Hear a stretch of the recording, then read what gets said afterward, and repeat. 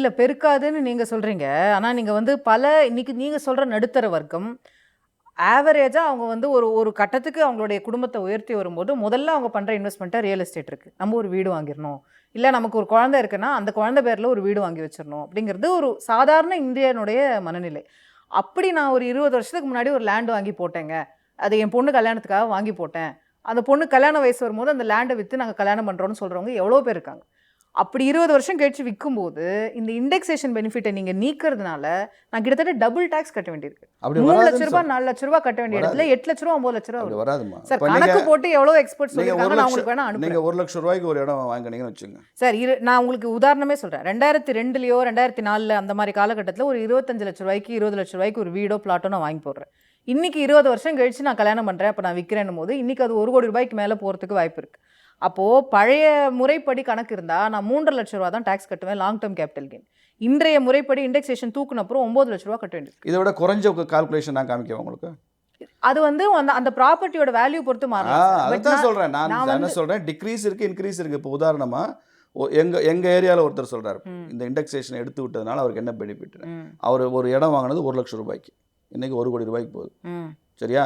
நீங்கள் இண்டெக்ஸேஷன் போட்டிங்கன்னா 3.5 டைம்ஸ் போட்டிங்கன்னா 3 லட்சம் 4 லட்சம் தான். அதுக்கு போடுற அந்த கேபிட்டல் கெயின் டேக்ஸ் மிச்சம் உள்ள 96 லட்சத்துக்கு 26%க்கும் நீங்கள் இண்டெக்ஸேஷன் எடுத்துட்டு 12%க்கும் இல்லை பழசில் 20%ல. ஆமாம் 20%. இப்போ இண்டெக்ஸேஷன் கேபிட்டல் கெயின் டாக்ஸ் வந்து 20%, வித்தவுட் இண்டெக்ஸேஷன் 12.5 போட்டு காமிச்சு எனக்கு வந்து 50,000 1 லட்சமா குறையுதுன்னு கணக்கு காமிக்கிறாரு. என்னைக்குமேங்க ஒரு புது சிஸ்டத்துக்குள்ள போறப்ப ரேஷனலைஸ் பண்றப்ப சிலருடைய கால்குலேஷன் அது கூட காமிக்கும், சிலருக்கு குறைச்சு காமிக்கும். பட் அல்டிமேட்லி நீங்க புரிஞ்சு கொள்ள வேண்டிய விஷயம் என்னன்னா, இது வந்து அரசுக்கு வருவாய் உருவாக்குவதற்கு பண்ணல கேபிட்டல் கெயின் டாக்ஸ், இது ரேஷனலைஸ் பண்ணியிருக்காங்க. ஏன்னா இண்டெக்ஸேஷன்ல அவ்வளோ ப்ராப்ளம் இருந்தது. இது வந்து லாங் டேர்ம்ல நிச்சயம் பெனிஃபிட் கொடுக்கும். ஷேர் மார்க்கெட்ல உள்ள capital gain tax totally different. அதையும் கூட்டிருக்காங்க. அதுல கூட்டிருக்காங்க. பட் அதுல மிடில் கிளாஸ்க்கு என்ன பிரச்சனை? ஃபீச்சர்ஸ் அண்ட் ஆப்ஷன்ஸ் யார் பண்றாங்க? சார் இனி ஃபியூச்சர்ஸ் அண்ட் ஆப்ஷன் இல்ல சார். சாதாரணமான ஸ்டாக் மார்க்கெட்ல இப்ப நான் மியூச்சுவல் ஃபண்ட் ட்ரேடிங் பண்றவங்களுக்கு இன்னைக்கு அது 10ல இருந்து 12% ஆயிடுச்சு. ஆமா. இன்னைக்கு சாதாரண மிடில் கிளாஸ்ல ஐடி கம்பெனில சம்பளம் வாங்குற எவ்வளவு பேர் வந்து மியூச்சுவல் ஃபண்ட்ல இன்வெஸ்ட் பண்றாங்க. அதான் சொல்றேன், ஷேர் மார்க்கெட்ல கூட்ட நம்ம நிதி அமைச்சரே சொல்லிருக்காங்க. இன்னைக்கு வந்து டயர் டு திண்டுக்கல்ல இருந்தெல்லாம் ஷேர் மார்க்கெட்ல இன்வெஸ்ட் பண்றாங்க. எவ்வளவு அது வந்து ஷேர் மார்க்கெட்ல கூட்டி இருக்கு. நீங்க சொல்ற இண்டெக்ஸேஷன்ல இந்த கேபிட்டல் கெயின் டாக்ஸ் கூட்டினதுல எந்த விதமான ரெவென்யூ ப்ராஃபிட் கவர்மெண்ட் கிடையாது. இந்த மாதிரி ஷேர் ட்ரேடிங் இதுல வரக்கூடிய லாபத்தில் எடுத்து பே சம் டாக்ஸ். ஏன்னா 2.5% கூட்டியிருக்காங்க. இதுக்கு 10 இருந்தது 12. எந்த டாக்ஸுமே கூட்ட மாட்டேன்றீங்க, கூட்டக்கூடாதுன்றீங்க. பட் எல்லா பெனிஃபிட்டும் எப்படி ஒரு கவர்மெண்ட் மக்களுக்கு கொடுக்கும்? ஆல்ரெடி நான் கட்டுற டாக்ஸுக்கான பெனிஃபிட்ஸே எனக்கு வரலங்கிறது தான் சாமானியர்களுடைய குமுறல் சார்.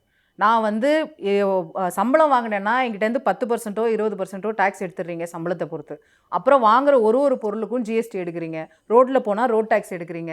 எல்லா விஷயத்துக்கும் நான் டாக்ஸ் கட்டிகிட்டே இருந்தேன்னா எனக்கு அதுக்கான சேவைகள் கிடைக்குதாங்கிறது. டாக்ஸே வாங்காம நிறுத்திடலாம் அப்படி கவர்மெண்ட் எப்படி? இல்லை சார், நான் வாங்குற டாக்ஸுக்கு இப்போ நீங்கள் ஸ்காண்டினேவியன் கண்ட்ரீஸ்லாம் உதாரணமாக சொல்லுவீங்க, அவன்லாம் 30% இன்கம் டாக்ஸ் எடுத்துருவான் தெரியுமா அப்படின்னு.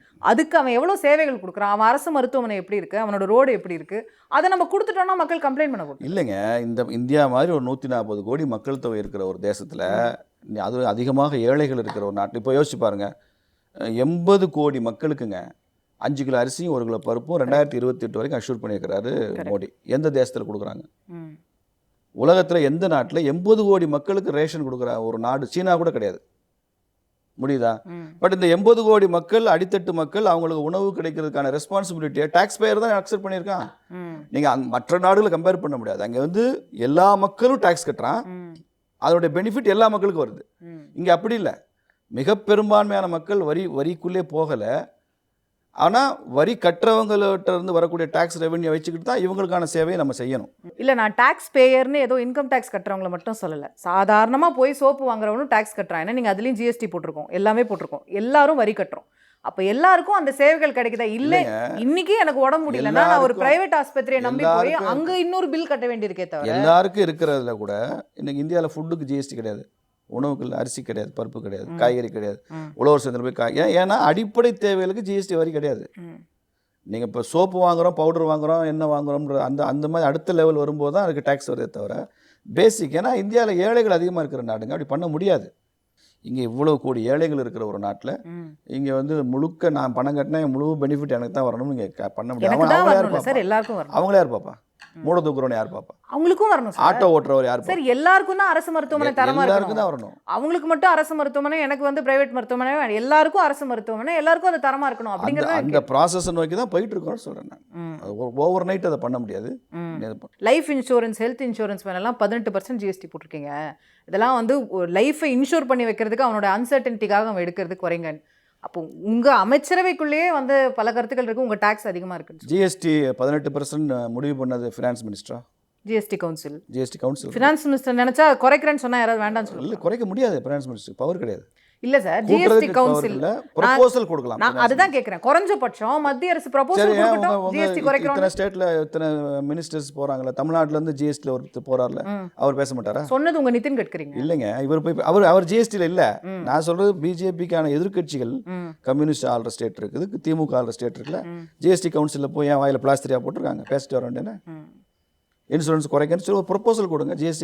ஜிஎஸ்டி கவுன்சிலில் 75% of the GST council members are from the states, only 25% தான் ஃப்ரம் தி சென்டர் ரெப்ரஸன்டேஷன். சொல்லுங்க, யார் இது வரைக்கும் சொன்னாங்கன்னு சொல்லுங்க. இல்லைன்னா அட்லீஸ்ட் கட்கரியாவது வெளியில இருந்து சொல்லி கவனத்துக்கு கொண்டு வந்திருக்காரு ஜிஎஸ்டி கவுன்சில். அதுதான் சொல்றேன். அதையே அந்த சார்ஜ் எதுக்கு நிதியமைச்சர் மேல வைக்கிறீங்க? நிதியமைச்சர் இல்லைங்க, நிதியமைச்சர் அவர் உங்க அமைச்சரவையில் இருக்கிறவர் உங்க நிதியமைச்சருக்கு தான் சொல்றாருங்க. நீங்க அலிகேஷனா சொல்லாங்க, அவர் அது பரிந்துரை கவனத்துக்கு தான் கொண்டு வராரு.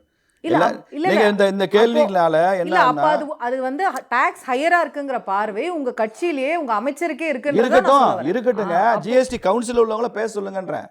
இது பிரதமர் முடிவு பண்ணி ஜிஎஸ்டியில் இதை குறைன்னு கூட பிரைம் மினிஸ்டர் கூட முடியாது. எது அபெக்ஸ் பாடி, அட்டானமஸ் பாடி ஜிஎஸ்டி கவுன்சிலுங்கிறது. தமிழ்நாட்டில் இருந்து இப்போ தங்கம் தென்னரசு ஜிஎஸ்டி மெம்பரு, பேச வேண்டியானே. Who stop you? குறைச்சா நானும் சந்தோஷப்படும், நானும் கட்டுறேன். காட். இப்போ இந்த பட்ஜெட்ல இன்னொரு முக்கியமான விமர்சனம், இது ஒரு ஆந்திரா பீகாருக்கான பட்ஜெட்டா இருக்கு. ஆந்திராவுக்கு மட்டும் பாருங்க 15,000 கோடி இதுக்கு கொடுக்குறீங்க, பீகாருக்கு வெள்ள நிவாரணத்துக்கு கொடுக்குறீங்க. உங்க அரசை காப்பாற்றிக் கொள்வதற்கான பட்ஜெட் அப்படின்ற. இப்போ ரெண்டையும் தனித்தனியாக பார்க்கணும். மொத்த பட்ஜெட் தொகை என்ன? 48 லட்சம் கோடி. ஆந்திராவுக்கும் பீகாருக்கும் சேர்த்து கொடுக்கப்பட்ட தொகை 41,000 கோடி. பட்ஜெட்டில் எவ்வளோ அது? 41,000 கோடின்றது 3/4% கூட வராது.